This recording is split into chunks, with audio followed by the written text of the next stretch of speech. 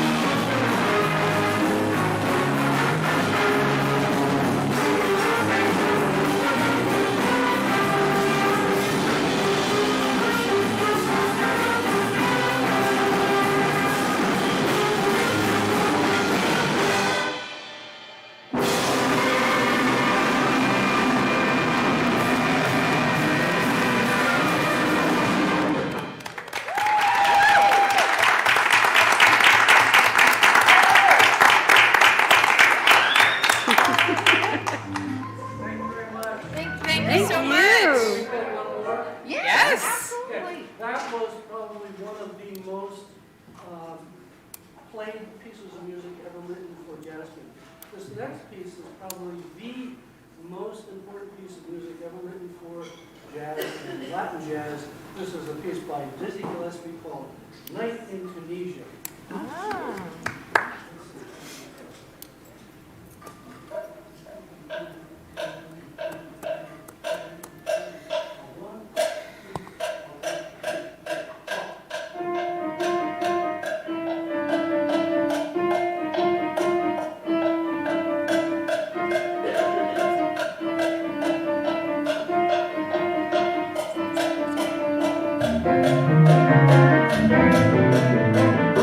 Thank you.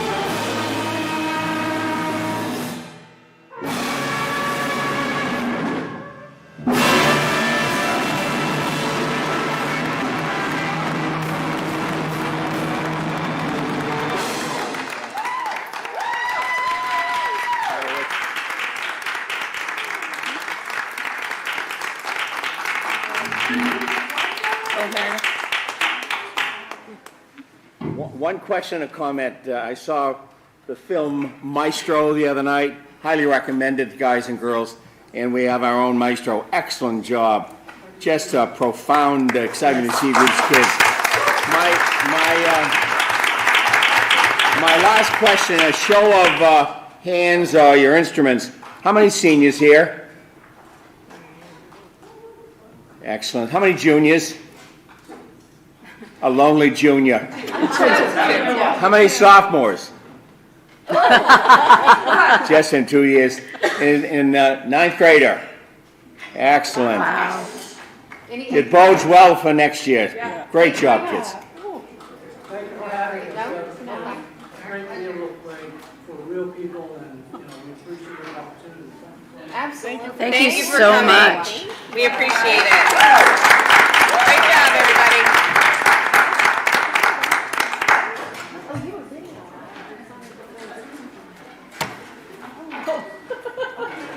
Stand here and yap for a minute. Sure, Microphone. absolutely. The one that says turn me on. That one. Okay, just while the jazz band is bringing things back to the music room and we're getting ready for the chamber group, the next group you're going to hear, I just want to, I always like to call Wayne Noss the ultimate volunteer for our school district, and we're actually in April, the All Cape Music Festival, that normally that's an audition thing, and there were other schools that didn't want to take it on. We're doing kind of a different twist on it, like we like to do here at Monomoy, and we've invited a bunch of other schools to come and experience Wayne Noss. So they're going to be doing that for the day, and then we'll have 3 different high school bands, including our high school jazz band, doing an exhibition in the first half of the concert, and then this mass jazz band on our stage.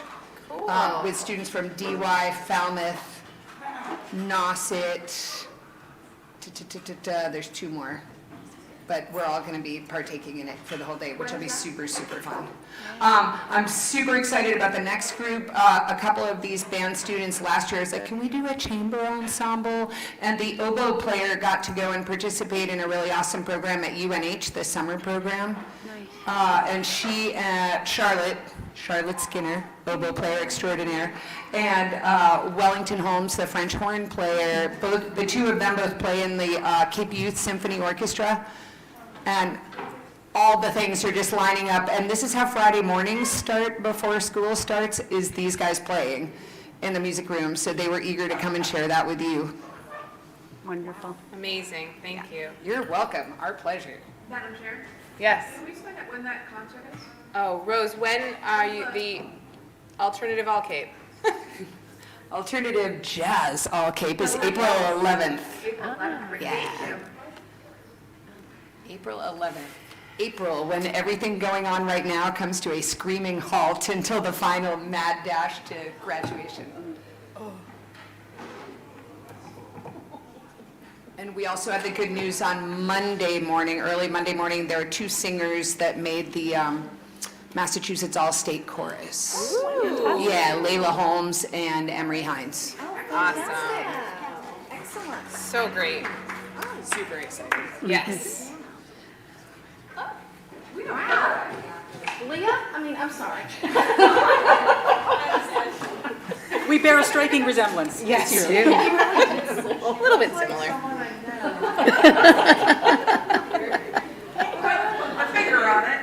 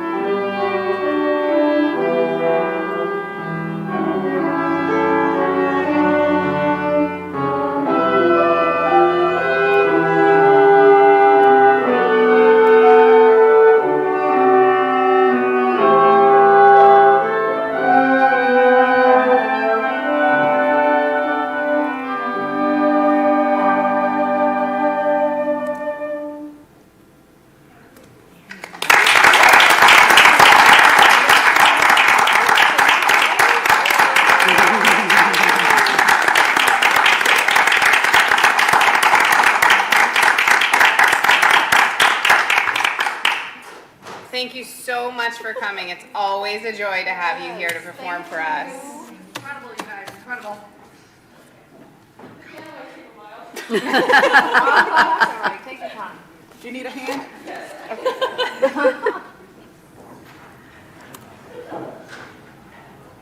Teamwork. Nice. Very nice. All right. Moving right along to public comment.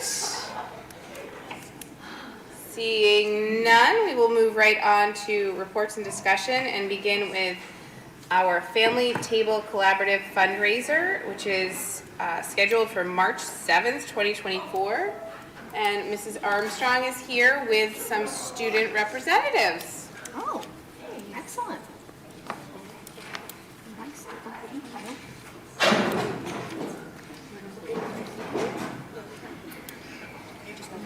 I know. I was like,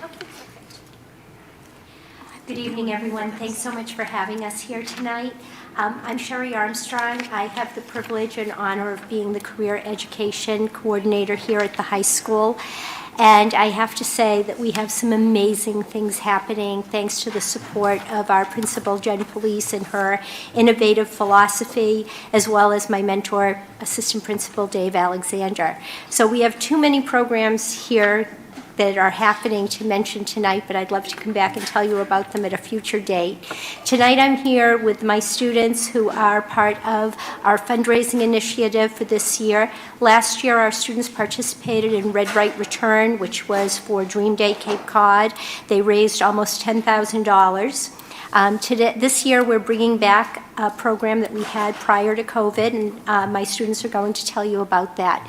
But I just want to give you a little bit of an understanding of why we chose this year.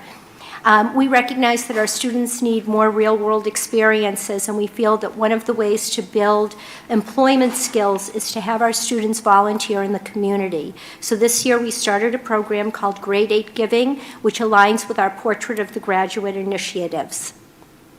Every week, I have the pleasure of taking 10 students from grade 8.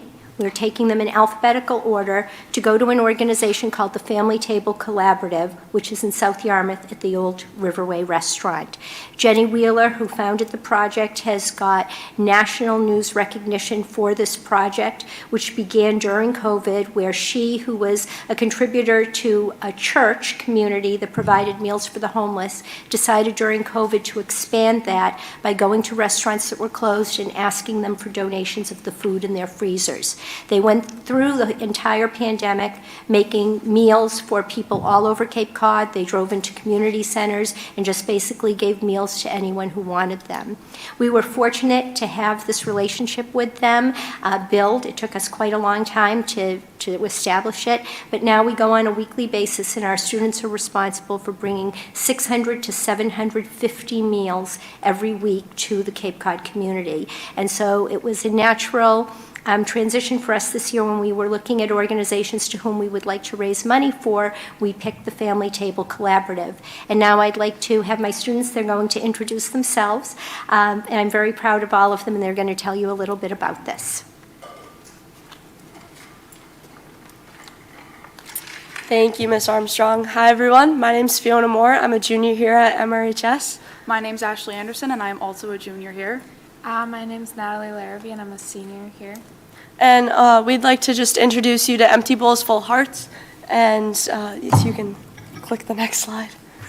All right, so a little bit about Empty Bowls, Full Hearts. Ms. Armstrong already went over a little bit, but it's a fundraiser that was previously run by a teacher at our middle school before COVID, and then it was shut down, unfortunately. And this is us revamping it, and what is going to happen is we're raising money and donations for people with food insecurity and nutrition insecurity and homelessness in our community.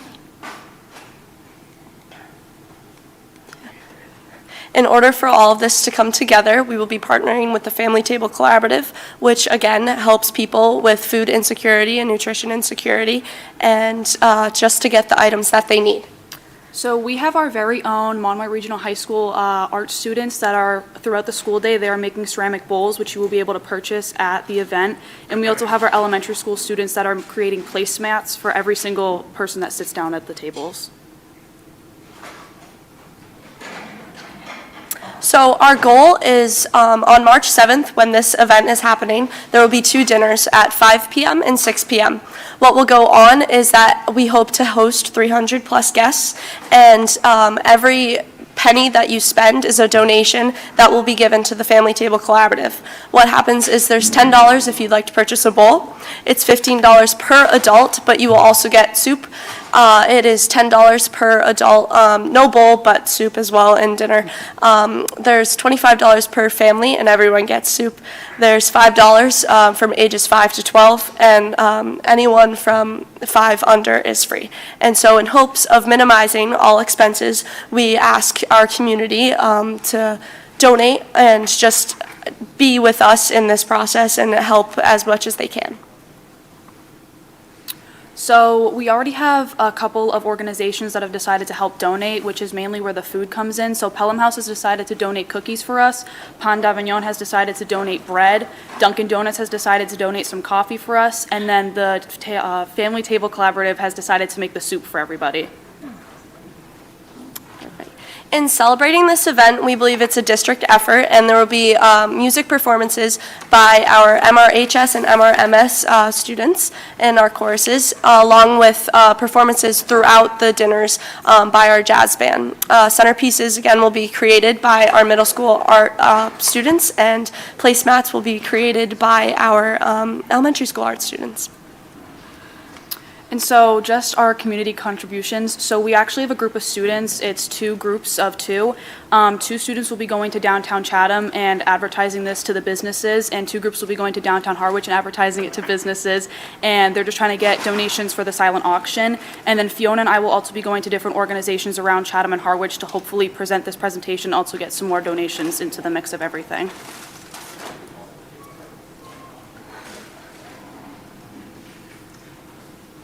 And so we thank you for considering this event and hope that you guys will just join us on this journey and help as much as possible and really getting these families what they need. So thank you.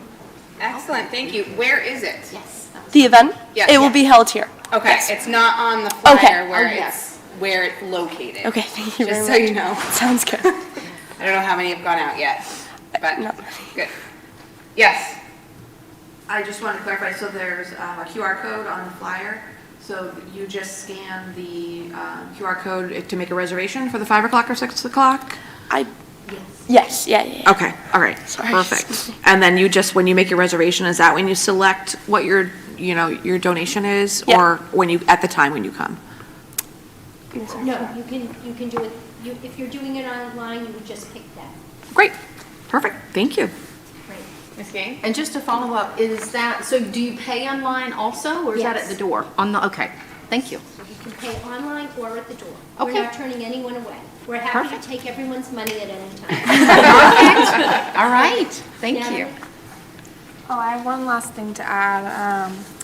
So last Thursday, I got to see firsthand the operation that they have going on there at the Family Table Collaborative. There's so many kind volunteers over there. In our team, we packaged 600 meals, 100 sandwiches, and 120 lunches for shelters and senior centers across Cape Cod. Felt really good to have a hand in helping out send these meals to people who would be hungry without them. And I think this fundraiser is not only important for helping them fulfill such a meaningful, selfless goal, but I think it's also so important for our school community and like young adults like me to feel like they're a part of something meaningful and selfless like this. And I think that this can inspire them to do more in the future so that they can have this feeling continue to come back for them. And thank you. I hope you will support this event with your attendance. Thank you. Thank you. So much. Thank you so much.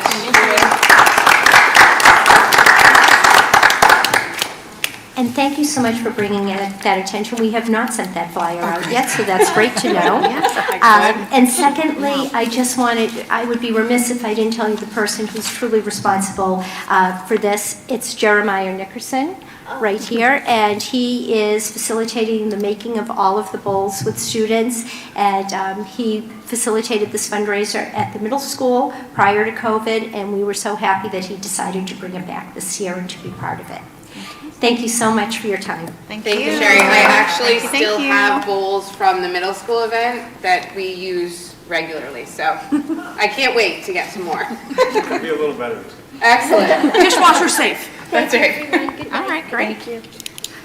All right, moving right along to our curriculum update.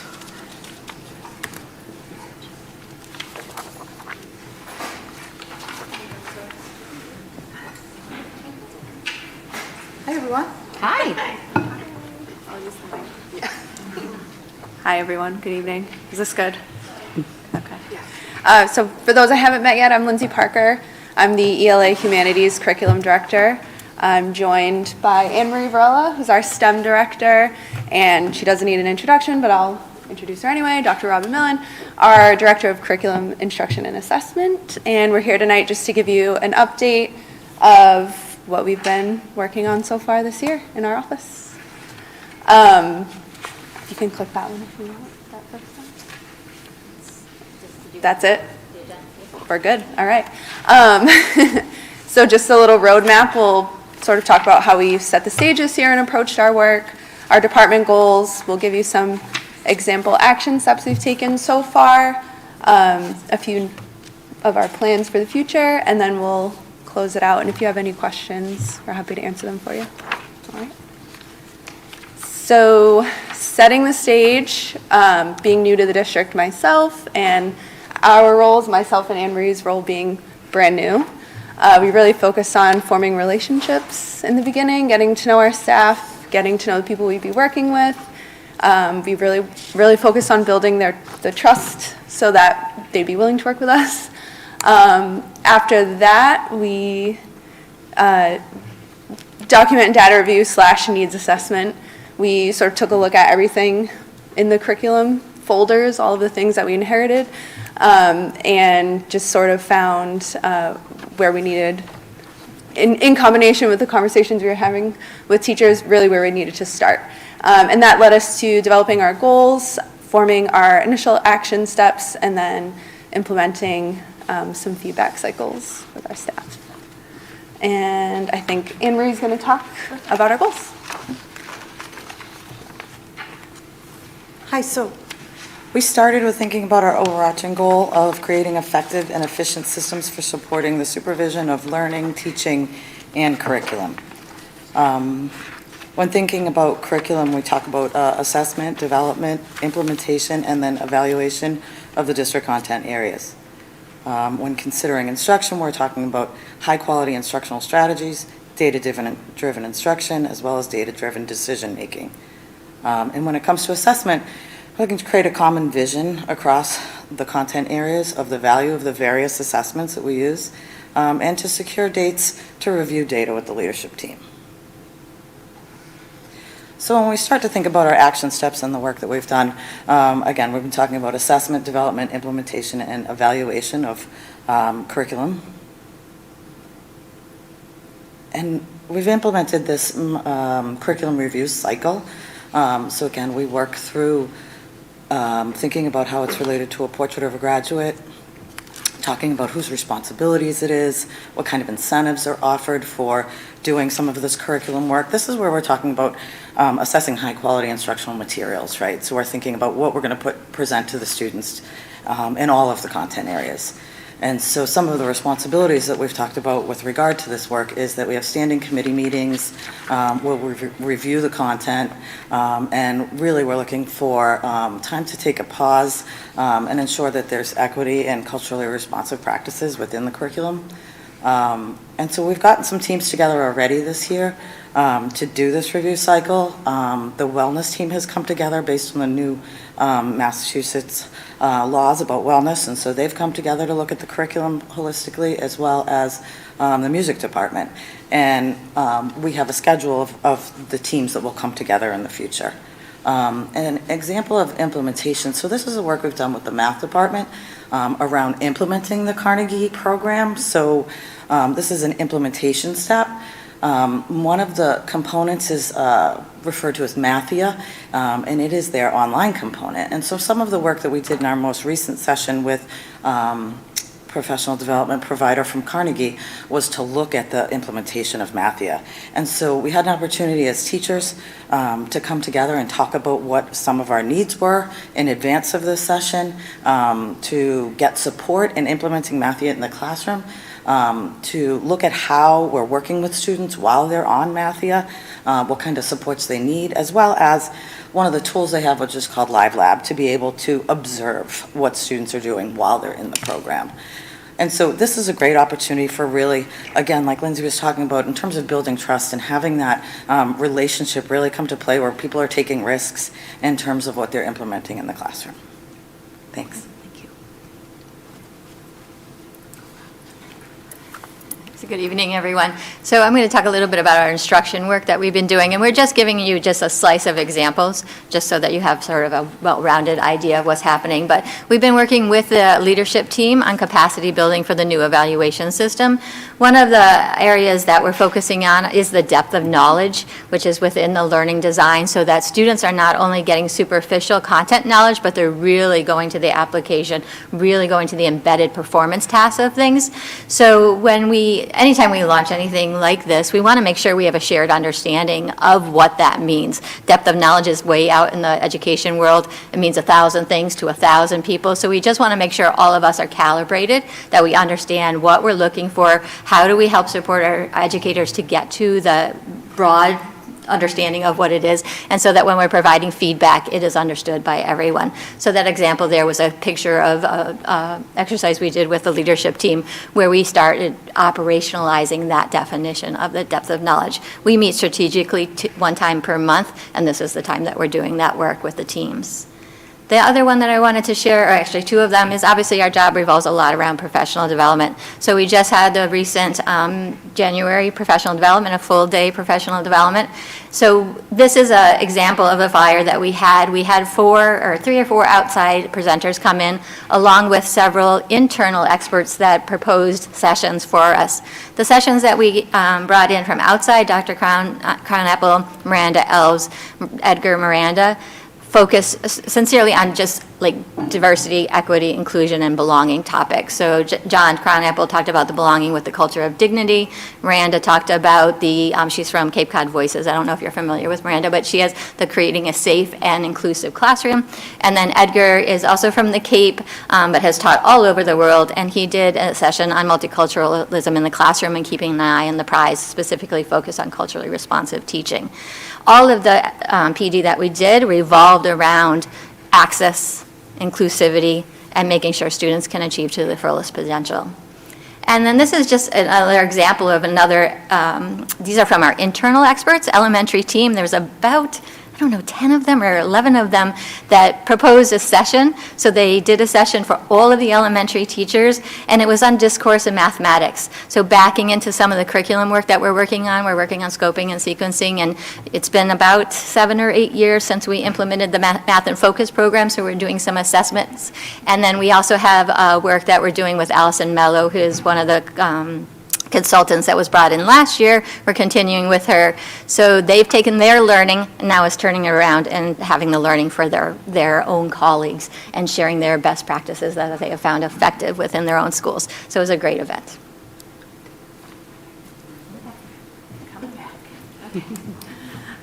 So I'll talk a little bit about assessment and how we've been approaching that.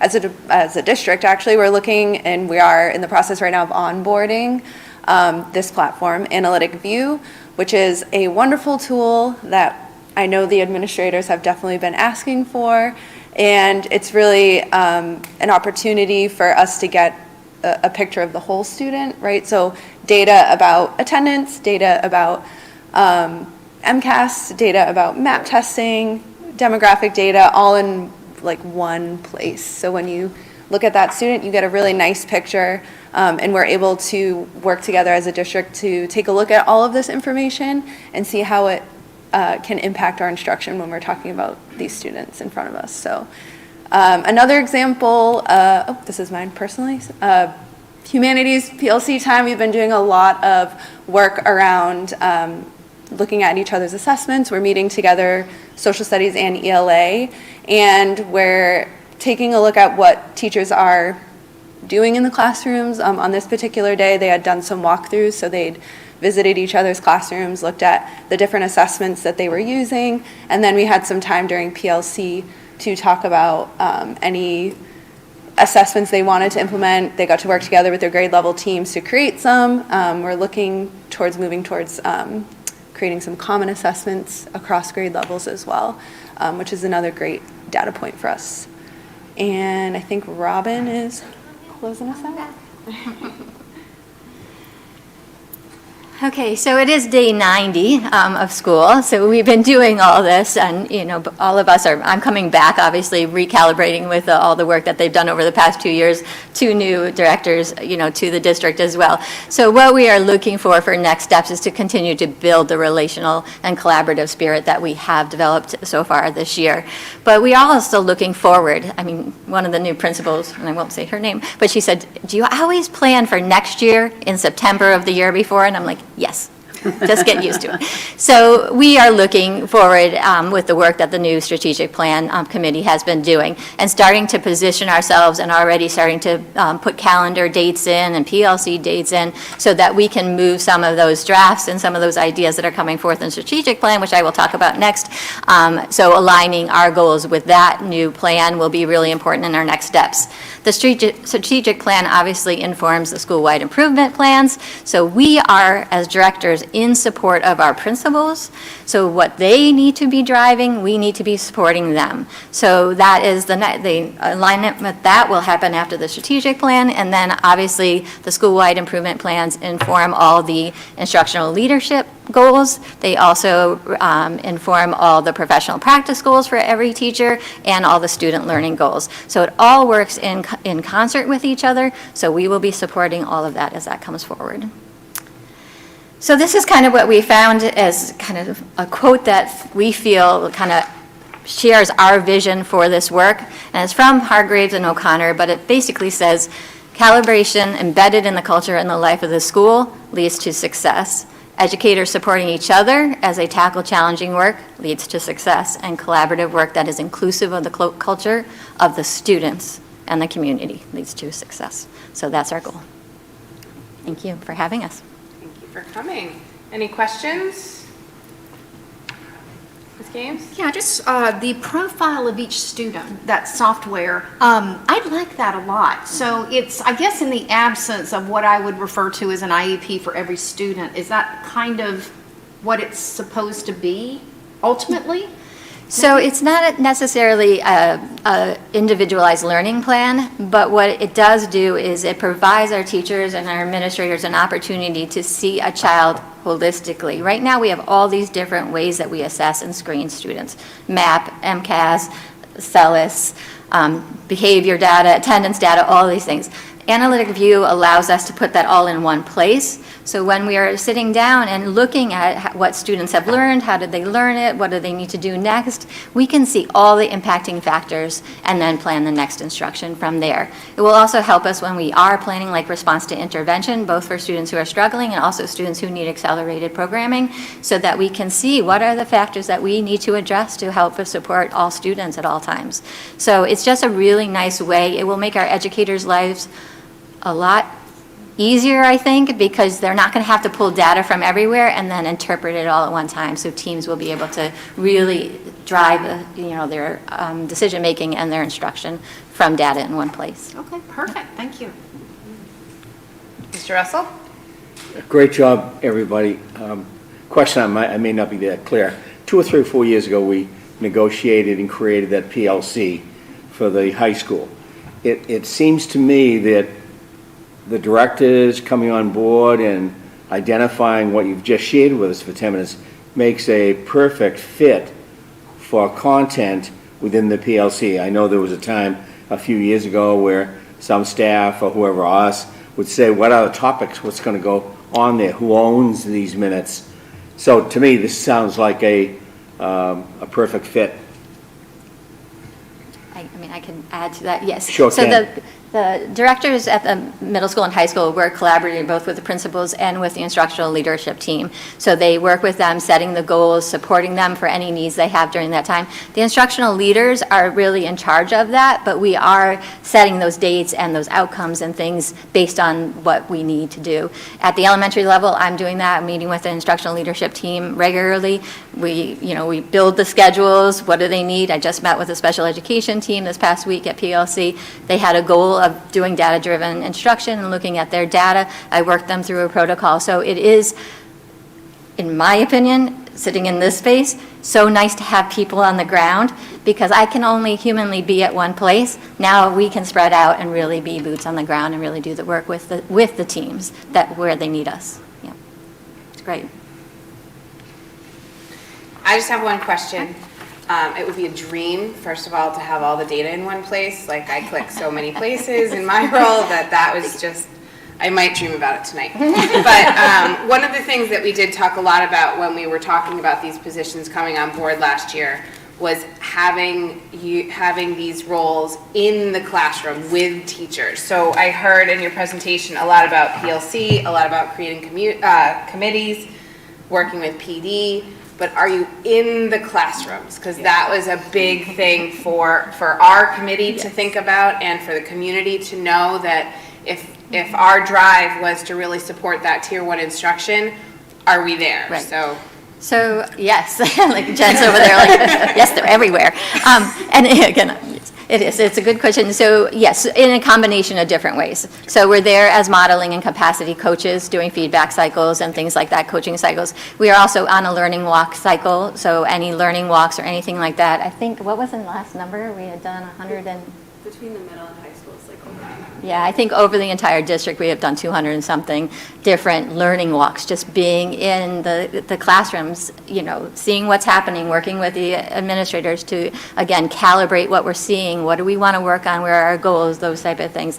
We're obviously in for evaluation observation as well, so we all share an evaluation cycle. We're all in for these, we're all doing evaluations and observations. And then we're in, you guys can talk too, but I can't, being in this role now, being asked to come in and support teachers just by happenstance, and I see them in too. People are just pulling us every which way to Tuesday and saying, hey, can you just stop by, and I want you to look at this and do that. So yes, it's happening. Awesome. It's great, yes. Good, Yep. Excellent. Well, welcome. We look forward to hearing more. Thank you. Appreciate it. Thank you. All right, so moving right along to our strategic plan update, Dr. Miller?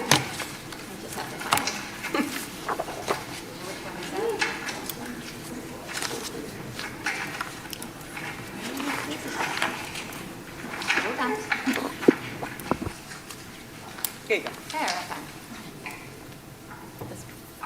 Down. Okay. And you have to hold it over your shoulder. Hold it over my shoulder. Okay. Hello again. So I was asked to just provide a brief update on the strategic planning. Scott had a list of things that he wanted me to cover, so I am going to cover them. I do thank Joy for helping with the slide deck today, but also I just want the members of the strategic planning committee that are on this table to just raise their hand because they please fill in anything that I miss, and there they all are. Okay, so there you go. So to start backwards. Oh, there we go. So this process started, believe it or not, in November when we partnered with Teaching and Learning Alliance, which is Dr. Pam Gold and Dr. Gary Maestas. In that time period, at the start of this work of the first steps, we did a series of focus groups. So they led the focus groups for the most part. We started at the fall, and those cohorts that we had targeted for the focus groups included students. I just again have to say, 5th grade students, 6th grade students, amazing, like just amazing the things that you can get out of them. I know parents say they never talk to us, but amazing. They have their pulse on this school district like nobody else I know. So students, teachers, staff, and administrators were part of the focus groups. And then we also invited caregivers to come, school committee members, obviously you were involved, and the community members and the town leaders. We also offered most of the sessions we also offered one session, I believe, virtually. So we had a nice group of people that started providing some information as to where they want as a community for our schools to go. And then we also, through Teaching and Learning Alliance, put out surveys. Those were 6 surveys, so if you were a caregiver, you got questions for you. If you were a teacher, you got questions for you. If you were an administrator, and so forth. So with all of that information from the focus groups and the surveys, the consultants began to organize that data, and they provided that data to the strategic planning development team. Backwards. And they met last night, so some of this is really just hot off the press, but we just want to make sure that we really thank the team for their time, their contributions. I mean, we have been meeting like every week for the last couple of weeks for like 2.5 hours, like, you know. And so some of us are used to those meetings, some are not, and they were just troopers. So I just want to mention them by name. Sherry Armstrong, who was here earlier, was on it. Joe Asialo, Scott, obviously. Christy Catone, our principal at HES. Abby Dudley, the principal at the middle school. Scotty Finnegan. Tina Games. Cynthia Gushie, who all are in this room. Charles Gruska, Meredith Henderson, Shelley LaSalva, Joy Jordan, Michael McMillan, myself, Ryan Millen, Lisa Potts, Joanne Sheehan, Megan Smith, and Martha Stevens. So we can't thank you enough for all the time and the efforts that you put into this process. There we go.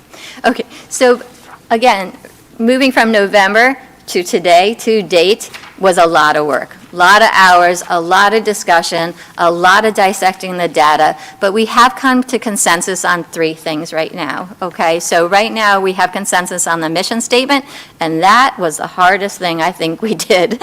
It really took us from the beginning of the process to get to this consensus. So essentially, the mission statement right now says, Monomoy School Education should be aiming and learning encourage curiosity and to achieve potential. What we did with TLA was also to create the vision statement. The vision statement seemingly came a little bit easier, but it essentially says that Monomoy is committed to being an exemplary school district where all of our students become creative and critical thinkers, communicators and leaders, independent and confident learners, and engaged citizens. So you'll see the portrait of a graduate echoed in this work. They did the portrait of the graduate work last year. It was very important that we created the line of sight into the strategic plan from there. Core values were also created, so the knowledge, we value curiosity and continuous growth, dignity, that we value every individual and their voice, caring, we value kindness and compassion, stewardship, that we value responsibility of citizens in our community and our world, and courage, because we value integrity, character, and the willingness to take risks. That jazz band today and that choral, or the ensemble, that's exactly, like, those things are there, and especially that courage. I mean, that was amazing. So it's nice that we're already on our way and that we have those things happening. I'm not sure. So where we are now is we have drafted, so we have consensus on those things, and we have drafted 3 pillars, overarching pillars, based on the data and where we want to move the district forward on. So the 3 pillars that we have come up with is the portrait of the graduate implementation, the learning and academics, and the being and wellness pillars. Now, there was a lot of conversation about portrait of a graduate. Where do we want that? Do we want that embedded within all the others, or do we want that as a separate pillar for now? And we did come to the conclusion that the portrait of the graduate should be its own pillar for now because it's brand new. There's some work that needs to be done, some capacity building that needs to be done, resources that have to be, acquired and things like that. So for the first few years in the next strategic plan, we're going to be focused on that, but you'll also see it intertwined throughout the other 2 pillars. Sorry, that's me. Oh, I was wondering what that was. Thunder? Okay, I will move away from that one. Okay, so here is the portrait of the graduate implementation. So under each pillar, we also created objectives. So for POG, we have develop and implement a comprehensive plan to ensure that every graduate possesses the skills, attributes, and characteristics necessary for success in college, career, and life. Within those, we have also begun drafted the goals that will tell us whether or not we're achieving that. So we have a portrait of a graduate across the pre-K-12 curriculum. You just heard the curriculum director say, this has got to be our work. We've got to get it into the curriculum. It can't be one additional thing, like something out here. It's got to be something that's integrated and embedded in everything we do. We also have to take the space and time to make sure we're assessing along the way and providing feedback along the way. So that's not only for our students to get assessment and feedback as to how they're progressing on the POG skills and competencies, but also how are our teachers, what is our community doing, how are we doing as a school district? So that kind of feedback loop is embedded in the strategic plan as well. And then we also have to engage our parents. I know Ms. Gaines and I were talking about, hey, where is the community involvement in this? Good schools make good communities, and good communities make good schools. So we really need to engage the community. Everybody needs to know that Portrait of a Graduate is something we expect of our children, and that we're growing and learning those children to get to that place so that they are active members of our own community when they graduate. Sorry. And then, learning and academics. Obviously, this is our role of schools, so fostering a rigorous, equitable, and inclusive academic environment that nurtures the competencies of the Portrait of the Graduate and prepares students for career, college, and life. So 5 goals, this is a big one, but curricular excellence, civic engagement, and real-world learning opportunities, multiple learning exploration pathways, differentiation and personal learning, local, global, and cultural competence. So again, I feel horrible coming behind all the high school students today, but when you're looking at that civic engagement and real world learning opportunities, and you hear the young lady earlier who said she went to the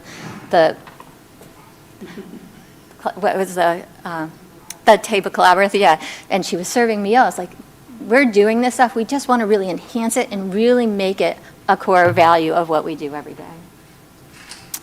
And then being in wellness. So foster a safe, inclusive, and supportive environment that promotes the mental, emotional, and physical well-being of students and staff. And that's comprehensive wellness programs. They spoke a little bit about earlier about how there's a new comprehensive wellness standards at the state. We felt it needed to be really specific here. Safe and inclusive school environment, and the caregiver and family involvement. So we're not done. So we have come to this space. Obviously, we have things that we still need to do. We need to finalize a strategic plan. And we have released, I feel like jury duty, like we released the first part of the strategic team of their duties right now because they have done the lion's share of the work. But we do have to finalize some more steps. So we will be working with the administrative team because nobody knows the schools and how we get from here to there better than the administrative team, the instructional leaders, and our educators. So we'll be working with them to delineate a specific implementation steps and certain mileposts along the way that we can hit and celebrate, and that we can say, hey, we're on our way, because 4-year plans are long plans. So we want to make sure along the way that we're providing the feedback and things like that. And then we also want to have a smaller group, a strategic planning implementation team, and obviously this group will work with the administrative team to ensure those identified implementation steps and those measurements, those mileposts are being hit, and also that it can be a nimble plan. Like, we talk about things being dusty binders. We don't want this to be a dusty binder. We want to be a live, living document. That's Abby Dudley, by the way, but live, living document. So an implementation plan will allow us, and a team will allow us to come to you and say, hey, you know what, this happened. So we're going to forward this, goal a year and a half and push this off a year and a half. So it's movable, but yet we're still accountable to what we need to achieve. This is something that a lot of teams are doing. I think after the pandemic, we realized we need to be able to move a little bit faster. And so we want to make sure that we do have a team that's, that we're conversing with and that you're aware of what's happening. And also so that we can share the successes and the challenges along the way. And then obviously we do have to report back to you. We have to, in the next couple of months with that final strategic plan, we will have the updated version. We'll also have those implementation steps. We'll have those timelines and those measurements to bring before you for your vote. Longer than a minute. It's okay. Good. But every minute matters, so. It does. Thank you. Do we have any questions or comments for Dr. Nolan? Excellent, thank you. I just I'm have sorry. one clarifying question, because I know we talked about this last night, you just mentioned it, so it's a 4-year plan. Was the previous strategic plan a 3-year plan, or did, it was 5? It was like 3 and then it. We Oh, added okay. one. Yeah. Oh, okay, all right. So some of the conversation with the administrative team is because of the depth of the goals, we thought we needed to plan it out a little bit more, so we went to the 4-year. Okay, thank you. Okay, thank you. Thank you. Okay, so moving right along, so we put on rescheduling the March 28th school committee meeting. It was brought to my attention that that happens to be the date of the senior prom. Which You're busy? the chair and the vice chair both have seniors, so we probably will not, I'm guessing that Betty and I are not going to be here. If the rest of the board would like to hold the meeting without us, I'm sure we could make that happen. Or one suggestion would be to shift it back to Wednesday, which would be March 27th. If we could do that, or I'm not sure what another suggestion would be. But I just wanted to bring it to I know that there's other members that make this well-oiled machine happen every other Thursday, that will also be at the prom. Including some of our AV staff that runs all of the technology for us. So just putting it on the table.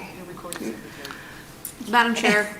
Missy Redlock. Madam Sub-Chair, did we plan a super eval meeting for the 27th? I do remember we? saying something about that date.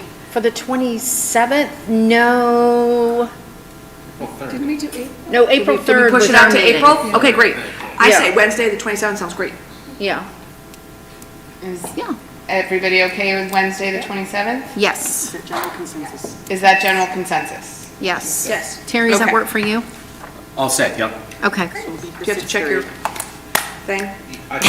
He's digital. Oh, you're digital now. Excuse me. It's okay. He's got his iPad. Okay, excellent. So we will Alright. switch that on our full calendar. Are you okay with that, Ryan? Yep, it's fine. Okay. Scotty, you're good? Okay. So the All right, 27th. excellent. Thank you so much. We'll send pictures. Oh, yes. We'll be following the live feed. That's right, that's right. Okay, moving right along to You'll be the doing a approval lot. of a MRHS Animal Welfare Club donation to Wild Care. I would love that. Good evening, school committee. Hello. Hello. This is all I'm here for tonight. Wow. I think, I didn't know unless I what to do. forgot about something. But so I've been before you a few times now about this. So with student activity, the student activity, students involved in activities often raise funds to donate to charity, and the advice from the state is whenever they do, because these monies pass through us, we ask for your approval before those monies are donated. This time the money is going to be donated to Wild Care. The money was raised by the Animal Welfare Club. Excellent. Any questions? Missy Retlong? Motion? Yes? So on behalf of the Animal Welfare Club, I move to approve the donation of $200 from the Animal Welfare Club of Monomoy Regional High School to Amy Sanders and Up. No, Wild Care. Wild Care. Excuse me. The Animal Welfare Club would like to donate $200 to Wild Care to cover the wonderful visit today of Amy Sanders and Up. Second? Second. Any discussion? All in favor? Aye. Opposed? Abstain? Perfect. Thank you very All right, moving right along to our preschool update with Melissa McGuire. Just here for your enjoyment. Good evening, Melissa McGuire, Director of Student Services. Tonight, I am so pleased to announce publicly that we will be opening up a preschool session at Chatham Elementary School next year. So I want to just talk a little bit about the journey, because what was really, really important to me is that every parent in our preschool programming now, I either met with or communicated with the plan for next year, so that this was not going to be a surprise. So I held 4 different meetings, in person, Zoom, and then for those parents who were not able to attend, I sent out a letter to them explaining in detail, I shouldn't say detail because there's a lot of details that will come about, but what the plan was. And so with that, just to explain a little bit, so we have some Chatham Munchkins that are now allowing for a preschool to open, one session. It'll be an AM session, and it's going to be an integrated session, meaning probably 3 and 4-year-olds. So the children that are 4-year-old that are currently in Harwich will go to the Chatham preschool, as well as our incoming Chatham children. There's not enough for 100% census, so we've offered parents, if you would like to go to Chatham Elementary School for your preschool experience, that is offered to parents first. I've already had a couple of parents, that's for both peers and for children receiving special ed services. I've already had 2 parents that have requested from Harwich to go to Chatham. So I think, it's nice to offer that. I also explained for us to have the number that we need, that we may need to redistrict a couple of kids on the eastern side of Harwich, which is the closest marker to Chatham Elementary. So all parents were aware of that. The only caveat to that is we wouldn't be splitting up siblings. So we would not move one child to Chatham if there was a sibling in Harwich. So those are the steps we took. We then sent out a communication to all of our staff, and then this was the plan for public communication, and tomorrow a notice will go out to all of our families in Monomoy. So, and then, as I said to the parents, now the work is done, because as you know, preschoolers come in all year long. So we will be looking at our Chatham kiddos coming in, which we've just gotten 2 additional. So we've got more Chatham students than we have in many, many years. As you know, we did not have, Ms. Rogers' face is lit up, I'm glad we can light your face up. Thank you. So coming out of early intervention, we have more Chatham kids than we actually even anticipated when we said we could open this session. So I'm pleased for Chatham that they can have their preschool. So the next, and the other part is we will be moving staff that are familiar with our students currently in the preschool. So that will be a help to parents and to our children as well. We'll also have our speech and our OT come over to Harwich and meet all the children, work with the children before next year. So I think we have a really nice plan to transition, and we will give more details about the staffing and the time of the session, because we have to look at transportation. The other thing we will do is if a Harwich parent is either redistricted to Chatham or is chosen, we will provide transportation for peers and obviously the students with special education services only, because that's a big ask, just as we did that for the Chatham students. This will now allow us, and thanks to Joy, who's been great with helping me get all of these communications out, to now publish for our screening in February to Chatham, because we typically don't get a lot of Chatham families coming to Harwich for screening, because they have to drive their child to the preschool for our peers. So now we can advertise that, which we'll do tomorrow, so that will open up additional opportunities for our Chatham families. So I think I covered everything, and take any questions you have. Excellent, thank you. Any questions? Jess? Thank you. I'm over the moon. I'm so happy that Chatham has their preschool back, and thank you. Thank you. Scotty? Melissa, are there any conversations about extending the day for the preschoolers through some kind of childcare that connects to the program that they're going to put into place? So not at Chatham. I mean, the YMCA is still a potential, but there isn't an extension of the day right now for preschool. But of course, for our Harwich families that are there, we will transport them back to, either daycare or home from that session. We thought the morning session would be much easier for parents because they're either potentially dropping off other children as well, and it's much easier. The afternoon tends to be nap time, so we also considered what session to run as well, but we don't have an extended option at the moment. Was there ever one in Harwich through the work Lucy Gilmore was doing and Francie Joseph? So what we had was Make Way for Kids, which was a full-day program, and that was run through a grant through the state, which is no longer available. So that option, I think we had, and that was a full-day session. We also had some students who were able to go to Make Way for Kids after our preschool sessions, but we do not have that available right now. We have the YMCA. Thank you. Mr. Russell? Thanks. Melissa, a question. The youngsters who are attending morning or an afternoon session, do we contact, not so much those that go home, but those that are going to an afternoon daycare, do we contact or have any connection where we would give that private group an outline of our curriculum?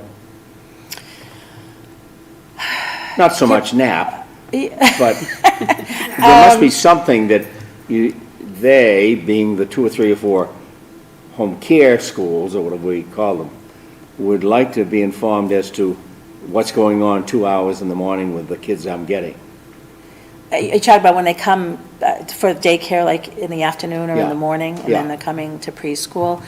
For the daycares, not so much, because they're not necessarily following the state curriculum or frameworks for early childhood in daycares. In the private preschools, they have their curriculum that they follow, but we don't necessarily communicate with all the different daycares that kids are going to.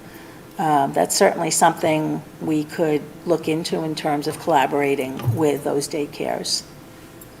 Good, thanks. Connects to the strategic plan. Oh, sure, go ahead. So I just wanted to add, in the new strategic plan, one of the goal areas is early literacy. So one of the action steps that has been thrown around and put into the implementation plan is that offering the opportunity for the child care providers to join us for a professional development series, and that do it as an in-kind opportunity for them. So we'll actualize that in the next 4 years. Yeah, thanks, Rob. News to me, that's awesome. Any other questions for Melissa? Nope. Thank you so much. That's exciting news. All right, moving right along to our subcommittee representative and liaison reports. Negotiations subcommittee reporting out. So I'm happy to report that negotiations are going well. It's been a really positive experience. Both sides have been very professional and respectful, so moving right along. Great. Excellent. Wonderful. Any questions, comments? Nope. All right. Still having pizza? I'm just Oh, kidding. no, we've upgraded Yeah. the pizza. Steaks. We've moved up. Legislative liaison report? Yes, so in your packet is the Cape Cod Collaborative Annual Legislative Breakfast. I will be attending tomorrow on behalf of Monomoy, but anybody's welcome.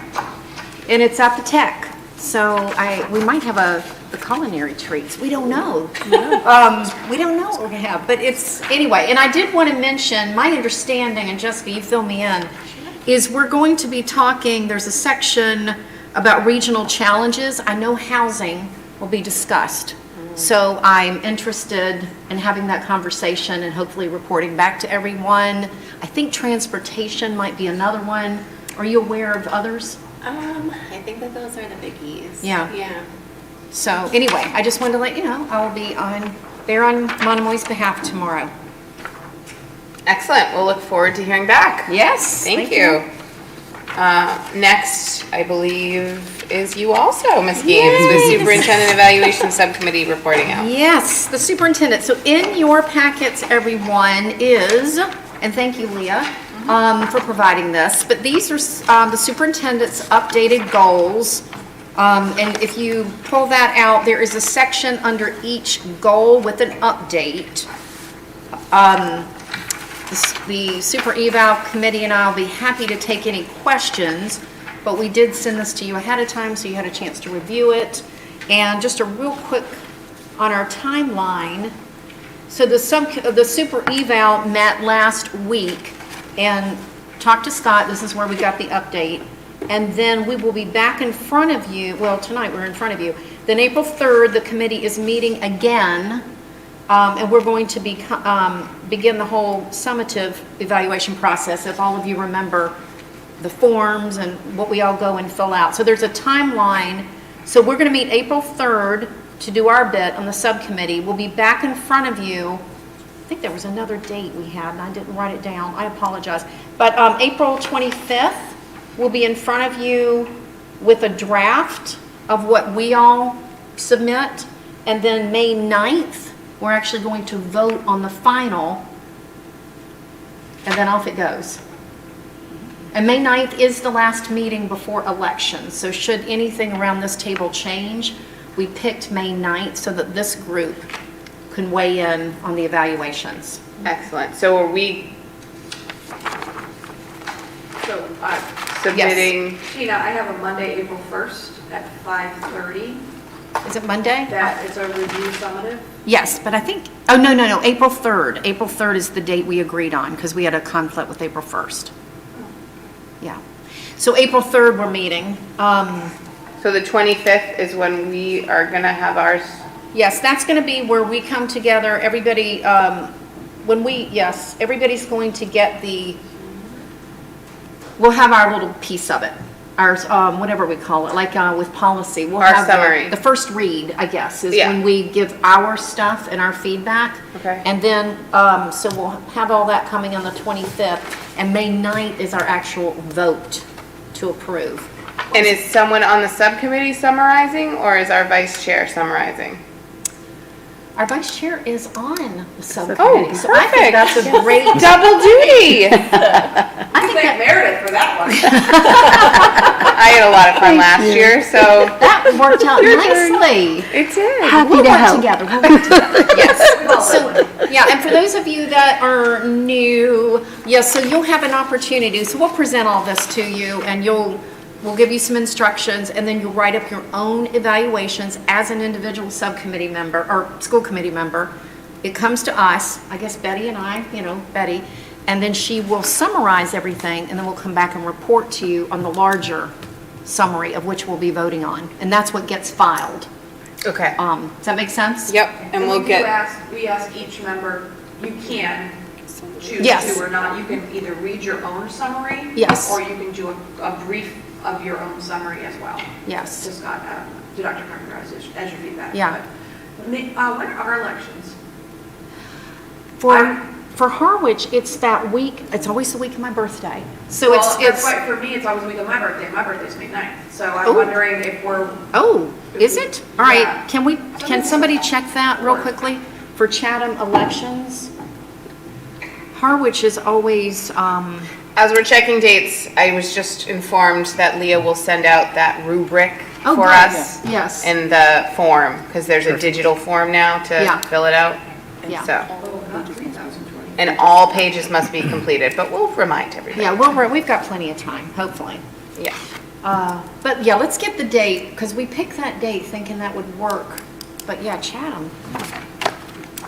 Let's, Isn't Chatham usually the weekend after Harwich? I feel like we're like the Tuesday and then they're the Saturday. yeah, it seems like, No? We don't have elections on Saturday. Oh.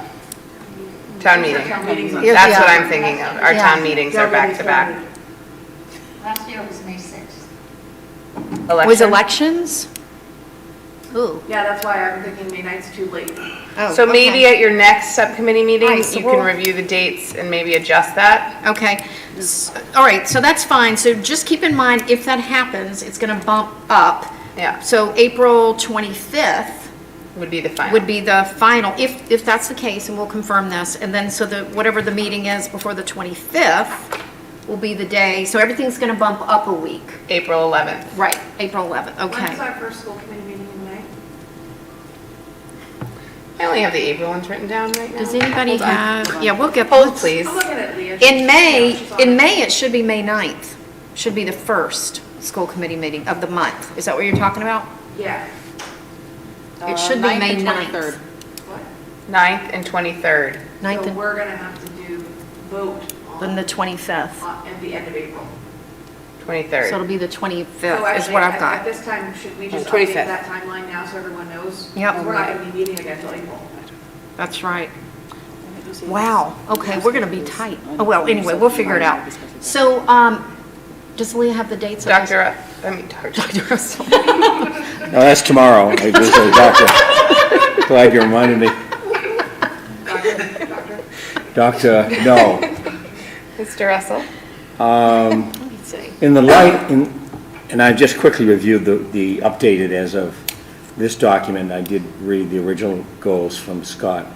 In the light of Scott's absence, and the procedure was today, another procedure, if this continues on for a period of weeks, as the subcommittee, did you guys look at these and say, there's some impact here or none whatsoever based on a fellow being out 2.5, 3 months? Go ahead.